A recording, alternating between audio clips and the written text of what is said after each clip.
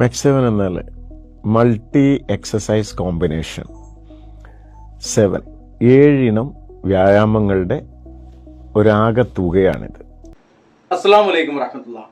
ഇത് അറക്കൽ ബാവ എന്ന് പറയുന്ന ഈ മെക്സ്7 എന്ന് പറയുന്ന ആ ഒരു പരിപാടിയുടെ ബ്രാൻഡ് അംബാസഡർ ആണ്. മെക്സ്7 എന്താണെന്നുള്ളത് നമ്മൾ മറ്റൊരു വീഡിയോയിൽ പറഞ്ഞിട്ടുണ്ടായിരുന്നു. ഈ വീഡിയോയിലും അദ്ദേഹം തന്നെ പറയുന്നുണ്ട് മൾട്ടി എക്സസൈസ് കോമ്പിനേഷൻ 7 എന്നുള്ളത് ഏഴ് തരത്തിലുള്ള ആ ഒരു കാര്യമാണ്. ഇനി ഇതിന്റെ പിന്നാലെ സൈക്കിൾ എടുത്ത് കൂടിയിട്ടുള്ളത് CPM-കാരും ആ CPM-ന്റെ ചില ചായക്കാശും വാങ്ങിയിട്ട് AP വിഭാഗത്തിലെ ചില മുസ്ലിയാക്കന്മാരുമാണ്. നമുക്ക് ആ ഭാഗങ്ങൾ കൂടി ഒന്ന് കാണാം. അത് കഴിഞ്ഞിട്ട് ഇവർ പറയുന്ന വാക്കുകളിൽ തന്നെ ഇവർക്കുള്ള പണിയുണ്ട്. അതെന്താന്നുള്ളതും നമുക്ക് പറയാം. ഇൻഷാ അല്ലാഹ് കേട്ടു നോക്കാം.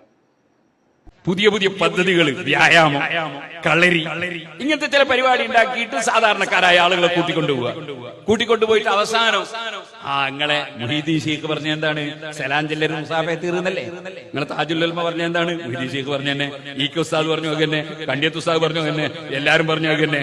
അങ്ങനെ ഇമാമിങ്ങളും ആലിമീങ്ങളും ഒക്കെ പറഞ്ഞില്ലേ മുസാഫത്തും സലാഞ്ചലും പറഞ്ഞ. അങ്ങനെ ഇമാമിങ്ങളും ആലിമീങ്ങളും ഒക്കെ പറഞ്ഞില്ലേ എന്ന് പറഞ്ഞിട്ട് നിങ്ങളെ ഉസ്താദ് കാന്തപുരം പറഞ്ഞ എന്താണ്, അത് കഴിഞ്ഞിട്ട് കാണിച്ചു തരാം. നിങ്ങൾ കുറച്ചു നേരം കൂടി പറയും. അത് കഴിഞ്ഞിട്ട് ആ പറഞ്ഞ എന്താന്നുള്ളത് നമുക്കൊന്ന് കാണാനുണ്ട്. പിരിയുമ്പോ നമുക്കൊരു മുസാഫത്ത് നടത്തി കളയാ, ഒരു സലാം ചൊല്ലി കളയാ. ആകയാൽ സുന്നത്തിയമായിട്ട് കുളിക്കുക, അതിനുവേണ്ടി ചില കളരി, അതിനുവേണ്ടി ചില വ്യായാമ പരിപാടി, ഇതൊക്കെ ഇപ്പൊ ജമാഅത്ത് ഇസ്ലാമി വലിയ ചതിയാണ്. അപ്പോ ജമാഅത്ത് ഇസ്ലാമി വലിയ ചതിയ ചെയ്യണ എന്തിനു വേണ്ടിയിട്ട്? സുന്നത്ത് ജമാഅത്ത് പൊളിക്കാനെന്നാ. സുന്നത്ത് ജമാഅത്ത് പൊളിയൂലെന്റെ മൂല്യരെ. സുന്നത്ത് ജമാഅത്തിനെ പൊളിക്കാൻ നിങ്ങൾ കുറെ കാലായാലോ 100 കൊല്ലായാലോ ശ്രമിക്കൽ തുടങ്ങിയിട്ട്. എന്നിട്ട് സുന്നത്ത് ജമാഅത്തിന് എന്തേലും പറ്റുമോ? നിങ്ങളുടെ ബിദഅത്ത് ജമാഅത്ത് കൊണ്ട് പൊളിക്കാൻ പറ്റിയിട്ടില്ല. ഇനി ആരെങ്കിലും അത് വന്നിട്ട് പൊളിക്കാൻ നോക്കുകയാണെന്നുണ്ടെങ്കിൽ അതിന് സംരക്ഷണം ഒരുക്കാൻ റബ്ബ് സുബ്ഹാനഹു വ തആല ഉണ്ട്.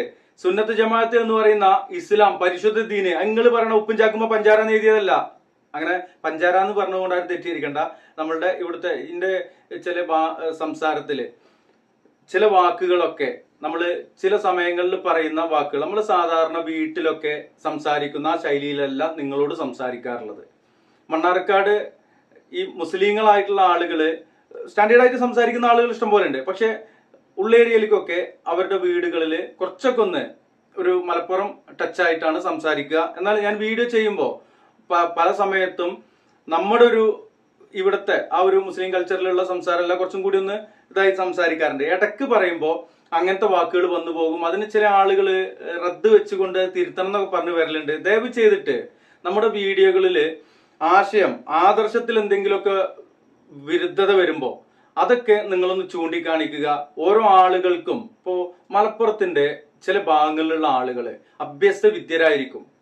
അതില് പല ആളുകളും നന്നായിട്ട് ഇംഗ്ലീഷും ഹിന്ദിയും അറബിയും ഒക്കെ കൈകാര്യം ചെയ്യാൻ കഴിയുന്ന അഭ്യസ്ത വിദ്യരായിട്ടുള്ള ആളുകൾ പോലും 7 എന്നത് ഏയി എന്ന് പറയും, പുഴ എന്നുള്ളത് പുയ എന്ന് പറയും. അത് അവർ ചെറുപ്പം മുതലേ ശീലിച്ചു വരുന്നതാണ്. അവർക്ക് 7 എന്ന് പറയാനും പുഴ എന്ന് പറയാനും അറിയാം. പക്ഷെ സാധാരണഗതിയിൽ സംസാരിച്ചു വരുമ്പോൾ അതിൽ വരുന്നൊരു സംഭവമാണത്. ഇപ്പോ നമ്മുടെ ഡബ്സി ആണെന്ന് തോന്നുന്നുണ്ട്, ഒരു പാട്ടുകാരൻ. ഇപ്പൊ ഇതിനിടക്ക് കൂടുതൽ ചാനലുകളിലൊക്കെ കണ്ടു. അദ്ദേഹം നന്നായിട്ട് ഇംഗ്ലീഷ് സംസാരിക്കും. ആ ഇംഗ്ലീഷ് സംസാരിക്കുന്നതിന്റെ ഇടയിൽ തന്നെ ഒരു മലപ്പുറം ടച്ചിലാണ് അദ്ദേഹം മലയാളം സംസാരിക്കാറുള്ളത്. അത് അദ്ദേഹത്തിന് അറിവില്ലാത്തതുകൊണ്ടല്ല, ചെറുപ്പം മുതലേ കുഞ്ഞിലെ ശീലിച്ച ചില വാക്കുകൾ അങ്ങനെയുള്ള പ്രശ്നമാണ്. ഇതിനിടക്ക് ഒരു ചങ്ങായി പറഞ്ഞു, ഒരു എക്സ്പയർ മുസ്ലിം, നമ്മളൊക്കെ അറബി എടുത്തത് കൊണ്ടാണ് നമുക്ക് മലയാളം വഴങ്ങാത്തതെന്നൊക്കെ. ഞാൻ എൻ്റെ സ്കൂൾ കാലഘട്ടത്തില് അറബ് ക്ലാസ്സുകളിൽ പോയിട്ടില്ല, മലയാളം തന്നെയാണ് ഞാൻ തെരഞ്ഞെടുത്തിട്ടുള്ളത്. എങ്കിലും നമ്മൾ ജീവിക്കുന്ന ആ ഒരു കാര്യം, അപ്പൊ എന്തായാലും അതൊന്നല്ല വിഷയം, പറഞ്ഞു പോകുന്നില്ല. ചില ആളുകൾ പറഞ്ഞെന്ന് മാത്രമേ ഉള്ളൂ. ഇനി ഇവിടെ ഇദ്ദേഹം പറഞ്ഞത് പണ്ഡിതന്മാര് പറയണത്, ഇവരെ ഉസ്താദ്മാര് പറയണത് എന്നൊക്കെ പറഞ്ഞിട്ടാണ് ഇത് ന്യായീകരിക്കാൻ നോക്കുന്നത്. ഇവരൊരു ഉസ്താദ് പറഞ്ഞ നമുക്കൊന്ന് കേൾക്കാം. മൂപ്പരുടെ ഉസ്താദാണ് കാന്തപുരം AP അബൂബക്കർ മൗലവി. കേട്ടോളി. എന്റെ ഉസ്താദ് പോക്കറുകുട്ടി മുസ്ലിയാർ റഹ്മത്തുള്ളാഹി അലൈഹി വലിയായ മഹാനായിരുന്നു. അവർ പറഞ്ഞിട്ടുണ്ട് എന്നോട്, അവർ വാഴക്കാട് ദാറുൽ ഉലൂം എന്ന സ്ഥാപനത്തിൽ പഠിക്കുമ്പോൾ അന്നത്തെ അവിടുത്തെ ഷെയ്ഖായിരുന്ന, അവിടുത്തെ ഉസ്താദായിരുന്ന ശംസുൽ ഉലമ ഖുതുബി മുഹമ്മദ് മുസ്ലിയാർ അവർകൾ ഒരു ദിവസം തന്റെ വീട്ടിൽ നിന്ന് ദാറുൽ ഉലൂമിലേക്ക് എത്തിയ ഉടനെ എന്റെ ഉസ്താദ് പോക്കറുകുട്ടി മുസ്ലിയാരെ വിളിച്ചിട്ട് പറഞ്ഞു, എടാ പോക്കരോട്ടി, ആ ഇടയിലൊന്ന് പോയി നോക്ക്, അവിടെ ഒരു പാമ്പ് എന്നെ കടിച്ചിരുന്നു, ഞാൻ കാല് പടഞ്ഞു പോന്നതാണ്. സഹോദരങ്ങളെ, അവിടെ ഒന്ന് പോയി നോക്കൂ എന്ന് പറഞ്ഞു. ചെന്നു നോക്കിയപ്പോൾ ആ പാമ്പ് അവിടെ ചത്തുകിടക്കുന്നു. വലിയ പാമ്പ്, മൂർഖൻ പാമ്പ് ഖുതുബി തങ്ങളെ കടിച്ചു. അദ്ദേഹത്തിന് വിഷം കയറിയില്ല. അതേ സമയത്ത് പാമ്പ് വിഷം കൊണ്ട് ചത്തുപോയി.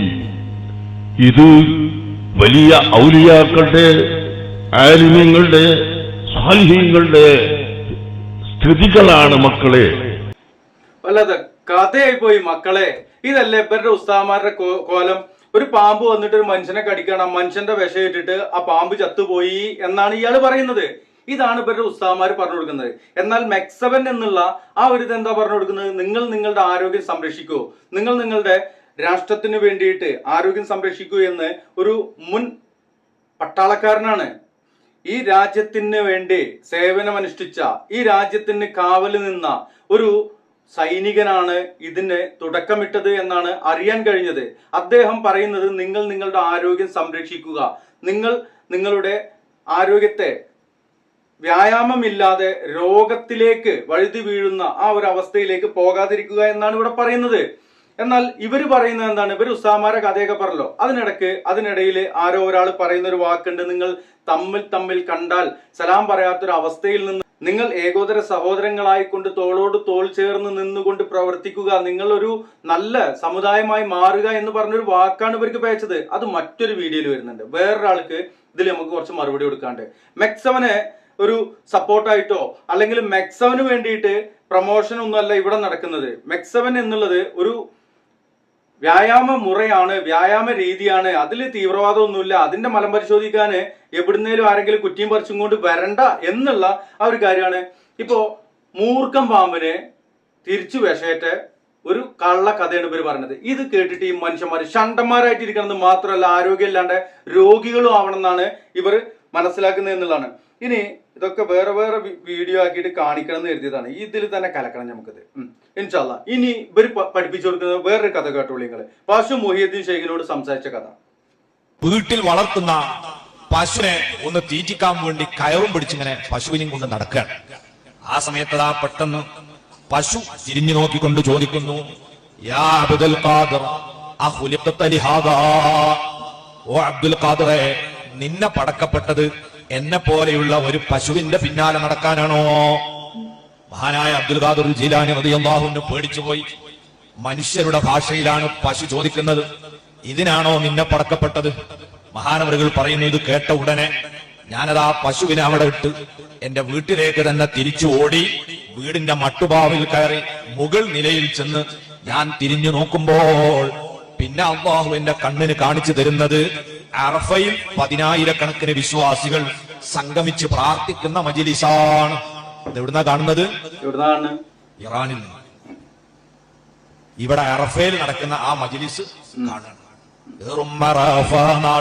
പശുവേ പാഴിച്ചാര് ഇതിനോ പടച്ചെന്ന് പശുവ് പറഞ്ഞോവാർ. മഹാനായ ഖാദി മുഹമ്മദ് റഹ്മത്തുള്ളാഹി അലൈഹി മാലയിൽ ആ സംഭവത്തെയാണ് ഇവിടെ സൂചിപ്പിച്ചത്. രണ്ട് അത്ഭുതമാണ് ഒരേ സമയത്തുണ്ടായത്. ഒന്ന്, പശു ചോദിക്കുകയാണ്, ഇതിനു വേണ്ടിയാണോ നിന്നെ പടച്ചത്? അത് പേടിച്ച് വീടിന്റെ മുകളിൽ കയറി നോക്കുമ്പോൾ കാണുന്നത് അറഫയിലെ സംഘമാണ്. മൊലേരെ, പശു അവിടെ ചോദിച്ചത് എന്താണെന്നുള്ളത് നിങ്ങൾ വിശ്വസിച്ചാൽ മതി. ഞാനൊരു കാര്യം ചോദിച്ചോട്ടെ, ഇതിനു വേണ്ടിയിട്ടാണോ നിങ്ങളെ പടച്ചിട്ടുള്ളത്? ആണോ? ഇങ്ങനെ നുണയും പറഞ്ഞു കിടക്കാന് ഏതോ ഒരു കാലി മുഹമ്മദ് എവിടെ എന്തോ എഴുതി വെച്ചു, അതിങ്ങനെ പാടിയിട്ട് ആളുകളെ പേപ്പിച്ച് കിടക്കാനാണോ നിങ്ങളെ പടച്ചിട്ടുള്ളത്? നിങ്ങൾക്ക് പരിശുദ്ധ ഖുർആനിന്ന് ഒരായത്ത്, സ്വഹിയായ ഹദീസിന് ഒരു ഹദീസ്, ഇത് പറഞ്ഞിട്ട് ഇത് ഓതിയിട്ട് ഈ ജനങ്ങൾക്ക് എന്തെങ്കിലും നിങ്ങൾ ഇന്നേ വരെ നിങ്ങളെ ജീവിതത്തിൽ പറഞ്ഞു കൊടുത്തിട്ടുണ്ടോ? ഉണ്ടോ? എന്റെ ചങ്ങ അതിന്റെ ഒരു വീഡിയോ ഒന്ന് അയച്ചു തരുന്നുണ്ട്. എന്റെ നമ്പർ ഞാൻ ചേർത്തിട്ടുണ്ട്. എന്റെ വാട്സപ്പ് നമ്പറും കൂടി ഇതിൽ ചേർക്കാം. നിങ്ങളൊക്കെ ജീവിതത്തിൽ ജിന്ദഗിയിൽ ഉണ്ടായിട്ടുണ്ടോ? ഒരു ആയത്ത് ഓതിയിട്ടോ അല്ലെങ്കിൽ ഒരു ഹദീസ് ഓതിയിട്ടോ നിങ്ങളൊരു മനുഷ്യനിക്ക് ഒരു ഇൽമു പറഞ്ഞു കൊടുക്കല് ഇങ്ങനെ മാല പാടിയിട്ട് നുണ പറയാന്നല്ലാതെ? പശു ചോദിച്ചത്രേ, മൊയ്തീൻ ഷെയ്ഖേ അന്നെ പഠിച്ചത് എന്തിനാ ഇതിനൊക്കെയാണോന്ന്. മുഹിയുദ്ദീൻ ഷെയ്ഖ് റഹ്മത്തുള്ളാഹി അലൈഹി എന്ന് പറഞ്ഞാല് ഒരു മുജദ്ദിദായ, ഒരു കാലഘട്ടത്തിന്റെ മുജദ്ദിദായ പണ്ഡിതനായ ഒരു മനുഷ്യനായിരുന്നു. അദ്ദേഹത്തെ നിങ്ങൾ വസലാക്കൽ തുടങ്ങിയിട്ട് കാലം കുറേയായി, പച്ച നുണയും പറഞ്ഞും കൊണ്ട്. അപ്പോ സഹോദരന്മാരെ, ഈ വീഡിയോ നമ്മൾ വേറെ ചെയ്യണമെന്ന് കരുതിയതാണ്. ഇതിൽ കണ്ട് ചേർത്തിക്കാണ്, മറ്റൊന്നുമല്ല. ഇവരുടെ മൂല്യന്മാരെ, ഇവരെ ഉസ്താക്കന്മാരെ, ഇവരെ ഷെയ്ക്കന്മാരുടെ കഥയാണ് ഇപ്പത്. ഇതുപോലെ നോണയും പറഞ്ഞു നടക്കണേ. ഇതിന്റെ മുമ്പിൽ വായും പിളർന്ന് ഇരിക്കുക എന്നുള്ളതാണ് ഈ ഉമ്മത്തിന് പറഞ്ഞിട്ടുള്ളത് എന്നാണ് ഇവർ പ്രചരിപ്പിക്കുന്നത്.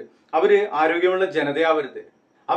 അവര് ഈ മാനസികമായിട്ട് ഇവര് ഈ കോലത്തിൽ പേപ്പിച്ചു. ഇനി ശാരീരികമായിട്ടും കൂടിയും ശോഷിപ്പിക്കുക, രോഗികളാക്കുക. നല്ലുള്ള ഊതാനും ഉറുക്ക് കെട്ടാനും നൂലൂതിച്ചാനും ഇവരത് ഇങ്ങനെ വരിക.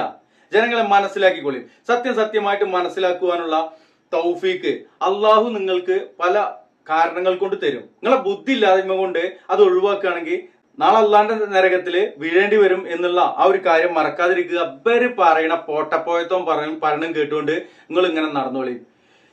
ആരോഗ്യമുള്ള ശരീരം, അതിന് വേണ്ടിയിട്ട് വർക്കൗട്ട് ചെയ്യുക എന്നുള്ളത് കുറെ ജിമ്മിൽ പോയിട്ട് നമ്മൾ വാരി വലിച്ചിട്ട് എടുക്കുക എന്നല്ലാതെ എടുക്കണ്ടെന്നല്ല പറയുന്നത്. അതൊക്കെ നമ്മുടെ ആരോഗ്യത്തിന് ഉതകുന്ന രീതിയിലുള്ള കാര്യങ്ങളൊക്കെ ആവാം. ഇനി മാർഷ്യൽ ആർട്സ് എന്ന് പറഞ്ഞാൽ കരാട്ടെ ഉണ്ട്, അതുപോലെ തന്നെ കുംഫുവിൽ തന്നെ പല ഐറ്റം ഉണ്ട് അല്ലേ.